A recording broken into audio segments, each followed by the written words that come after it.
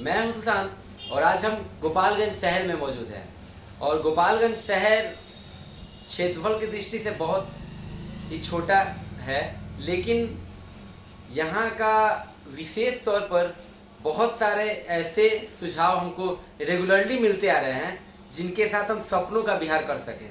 और सपनों का विहार एक हमारा कार्यक्रम है जिसके माध्यम से हम बिहार के विभिन्न जिलों से वैसे लोग जो कि समाज में एक ऐसा छवि अपने अंदर विकसित किए हैं जिसकी बदौलत समाज में बहुत सारे सकारात्मक ऊर्जा बाहर जा रहे हैं और उसकी बदौलत एक अच्छा प्रयास हो रहा है और लोगों को बहुत अच्छा सीख मिल रहा है।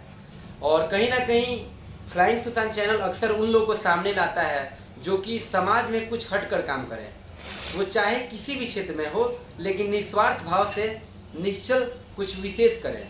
और आज हम आप बैक में देख सकते हैं कि ज्वेलरी शॉप है और यहाँ बैठे हैं और आज हमारे साथ जो अतिथि मौजूद हैं वो एक बिजनेसमैन है। लेकिन एक बिजनेसमैन वो मतलब उनका मुख्य रूप है, लेकिन उसके अलावा जो वो समाज को देते आ रहे हैं उसके चलते लगभग 10 बड़ी संस्था जो कि NGO हैं, जो फाउंडेशन है, जो ट्रस्ट है, जो बड़ा सा मतलब बदलाव ला रही है समाज में। जब भी कुछ अगर गड़बड़ी समाज में हो या फिर कुछ ऐसा ओकेजन जहाँ कुछ लोग मिलकर कुछ अच्छा कर सके, वो अवसर आ रहा है तो इनको सामने लाया जा रहा है। यहाँ पे सर जो हैं वो लायंस क्लब से भी जुड़े हैं, इसके अलावा और भी बहुत सारी संस्थाएं यहाँ पे चलती हैं उससे भी जुड़े हैं। सराफा का आप नाम सुने होंगे, वहाँ से भी जुड़े हैं। मतलब कि एक जो ऐसा व्यक्ति जो समाज में अपना काम करते हुए जितना भी क्षेत्र में जुड़ सकता है, और इनको वो मतलब एक होता है पोस्ट के लिए मतलब ललाए नहीं रहता, पोस्ट के लिए वो इनको समर्पित किया गया। वो पोस्ट इनके काम को देखते हुए यहाँ के जो प्रशासनिक अधिकारी हैं वो इनको पोस्ट समर्पित कर दिए, इनको बोले कि आप डिजर्व करते हैं ये चीज़ और आप थोड़ा सा इसका जिम्मेदारी लीजिए। वो चाहे धर्म के क्षेत्र में हो, चाहे शिक्षा के क्षेत्र में हो, चाहे मेडिकल के क्षेत्र में हो, चाहे किसी भी क्षेत्र में हो, जहाँ अगर कुछ लोग तड़प रहे हों उनकी मदद हो जाए तो ये सबसे आगे आते हैं।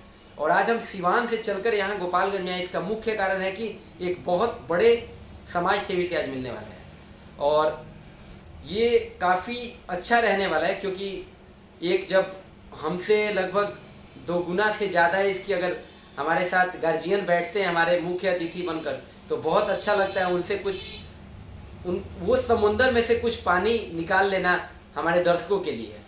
तो सबसे पहले हम स्वागत करेंगे आज के हमारे अतिथि संजीव सर का अपने चैनल पर। नमस्कार।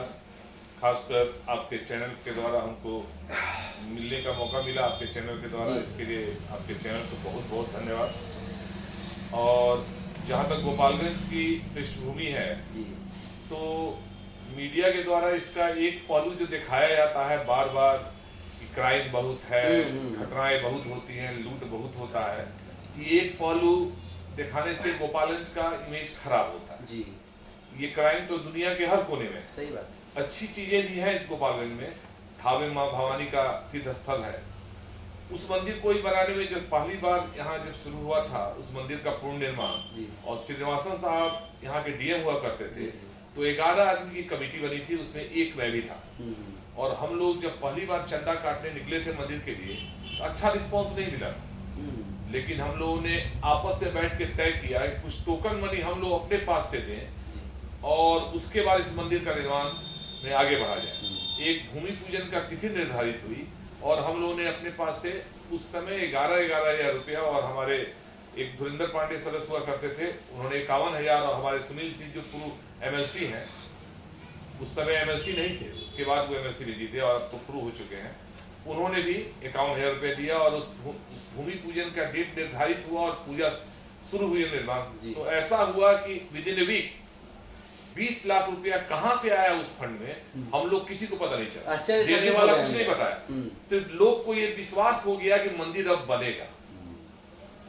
यही एक जरूरी था, क्योंकि बार बार पहल होती थी और बनता नहीं था, तो लोग अविश्वास होकर उसके प्रति जुटते नहीं थे। और आज थावे माँ का पूर्ण उत्थान आपके सामने है।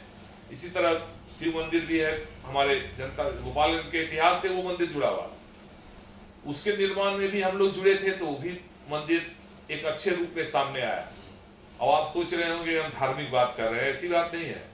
हम लोग लायंस क्लब के द्वारा एक लायंस सेवा समिति का ट्रस्ट भी बनाए और उस ट्रस्ट का काम हॉस्पिटल बनाने के रूप में हम लोगों ने लिया है, आई बेस हॉस्पिटल। उसके अध्यक्ष शशि जी हैं और सचिव मैं खुद हूँ। और इसके लिए हम लोगों ने एक जमीन भी खरीदा है यादवपुर रोड में। और आपको जान के आश्चर्य होगा कि उस जमीन को खरीदने में मार्केट से हम लोग 1 रुपया लोन नहीं दिए हैं और आज कंस्ट्रक्शन भी उस पर शुरू है और हम लोग नींव निकलवा चुके हैं। और विद इन ए वीक मैंने इस काम को अभी हम लोग रोके हैं इधर थोड़ा सा, और आने वाले 6 महीना या साल भर के अंदर उसका रूप आपके सामने नजर आएगा, जिसमें आपके आंख का ऑपरेशन निःशुल्क होगा कि बिना किसी कॉस्ट के। और इसमें हमारे लायंस क्लब का, चूंकि लायंस इसलिए नाम रखे हैं कि लायंस क्लब के द्वारा हमको उसमें जब हम अपना बिल्डिंग अपना जमीन बना के खड़ा कर लेंगे तो उसमें उसके द्वारा इंटरनेशनल लायंस क्लब से, जो 213 देशों में लायंस क्लब की संस्था है, उसके द्वारा सारा apparatus हमको उपलब्ध होगा जो निःशुल्क होगा। और एक डॉक्टर का पैनल, पूरे इंडिया के टॉप डॉक्टरों का पैनल हमको उपलब्ध होगा। जब हम ऑपरेशन वाले पेशेंट का लिस्ट उपलब्ध कराएं तो वो आके यहाँ निःशुल्क ऑपरेशन करेगा। ये सुविधाएं जो लोग लेने लहान और कहाँ जाते हैं वो सुविधा गोपालगंज में मिलेगी। जहाँ तक व्यवसायिक से हम जुड़े हुए हैं, व्यवसाय करते हैं, क्योंकि हर आदमी को रोजगार करना है और उससे अपना और अपने परिवार का और अपने समाज का कुछ भी सहयोग करने के लिए तो कुछ आर्थिक रूप से आदमी को जुड़ना पड़ेगा। ये मेरा खानदानी पेशा है। मेरे फादर चीफ इंजीनियर थे, लेकिन मेरे दादा का ही व्यवसाय रहा है जो स्वतंत्रता सेनानी रहे। और उसके बाद हम 3rd जनरेशन में हम लोग आ गए, हमारे बच्चे बाहर जॉब में हैं। लेकिन गोपालगंज में पहले कोई टाइम पास का जगह नहीं था। लोग यहाँ समाज सेवा को लेते हैं कि हमको नेता बनना है ही बना। हम लोग लेते हैं जो हमारी टीम है, हमारे साथ बहुत लोग जुड़े हुए हैं, doctor Shamim Parvez, doctor GM Jha, Parmatma Singh, Shashi V Gupta, Kumar Harshvardhan, जो अपने अपने क्षेत्र के लीडर हैं। और उस सब लोग का एक ग्रुप हम लोग का है जो किसी काम को हम लोग लेते हैं तो मार्केट में कभी रसीद चंदा लेके नहीं घूमते हैं, आपस में ही कलेक्ट करके उस काम को शुरू करते हैं। और जब लोग देखते हैं कि लोग आगे आए तो खुद आगे आके उसमें सहयोग राशि उपलब्ध कराते हैं और वो चीज सामने आता है और जिला का लोग उसका उपयोग करता है। उसको देखने के बाद उसकी भी होती है कि हम भी इससे जुड़े। इस तरह से ये संस्था ये इस तरह का समाज सेवा करते हैं। हम लोग का एक टाइम पास है, क्योंकि दिन भर तो रोजगार करते हैं। रोजगार करने के बाद मनोरंजन करने के लिए हम लोग के पास उस तरह का नेचर नहीं है कि क्लब में जाए, होटलबाजी करें या ये करें। बस जब समय मिला कहीं पर भी जुड़ गए, या तो प्लांटेशन करने की इच्छा हुई, या बच्चों के प्रति किताब देने की, या ऐसे बच्चे मिले जो गरीब हैं इसे उसके बीच जाके, या किसी भी हमारे सर्किल में लोगों का जन्मदिन होता है तो बस मुसर टोली या स्कूला में जाके उन सारे बच्चों को कपड़ा, किताब, कॉपी उपलब्ध कराना। इससे आत्मसंतोष भी होता है, लगता है कि हमने कुछ किया। तो पार्टी कल्चर से अलग टाइम पास का तरीका हम लोग का यही है और इसी पर हम लोग आगे चलते हैं। और जहां तक व्यवसायिक संगठन में मैं चीरा चेंबर ऑफ कॉमर्स का अध्यक्ष भी हूँ पिछले 2 सालों से। लोगों ने ही बनाया कि नहीं आप रहिए। और आपको जान के आश्चर्य होगा, जिस शहर में लोग रंगदारी देते थे, इस शहर में किसी दुकानदार के यहाँ रंगदारी का फोन नहीं आता। अगर आता है तो उसका अच्छा उपाय हम लोगों ने किया है। एक बार मेरे ऊपर भी जानलेवा हमला हुआ था और रिवॉल्वर के सहित मैंने उसको पकड़ा था। और वैसे वैसे 2-4 घटनाएं में जब कस के पीटा गया तो लोग की नजर से भ्रम टूटा, जो आजकल हुआ था पहले कि सोनार है क्या करेंगे। तो इसके लिए आपको तो फाइट करना पड़ेगा। उसके लिए आप प्रशासन का और देश का मुंह देखिएगा, तब तो आप टारगेट में आइए। जब आप फाइट कीजिएगा तो क्रिमिनल भी अपना रास्ता बदलेगा और अलग चला जाएगा। और वो फाइट हम लोगों ने किया, हम खुद किए। जिस समय ये घटना घटी थी हमने जब पकड़ा, उसके बाद बहुत सा प्रेशर हमारे ऊपर आया कि आप बदल जाइए। तो उसका गवाही भी हम दिए, उसको सजा भी दिलवा। और इसका नतीजा है कि अब कोई क्रिमिनल सकने की कोशिश नहीं करता है गोपालगंज के व्यवसाय से। इक्का दुक्का रोड पे राहगीरों पे हो जाए, चोरी हो जाए, बात दूसरी है। लेकिन गोपालगंज शहर के किसी व्यवसायी के यहाँ रंगदारी का फोन नहीं आता है। ये सब चीज टीम वर्क ही कर सकता है, ग्रुप ही कर सकता है। और ईमानदारी से लगिएगा तो हर जिला में लोग कर सकते हैं, करना चाहिए। सिर्फ प्रशासन का मुंह ताकने से काम नहीं चलेगा। मैं जिला शांति समिति का ही मेंबर हूँ, जिसमें बिहार सरकार के द्वारा हमको बनाया गया है। यहाँ गोपालगंज राम मंदिर है, न्यास बोर्ड, उसके बिहार न्यास बोर्ड के द्वारा उसका उपाध्यक्ष हमको रखा गया है।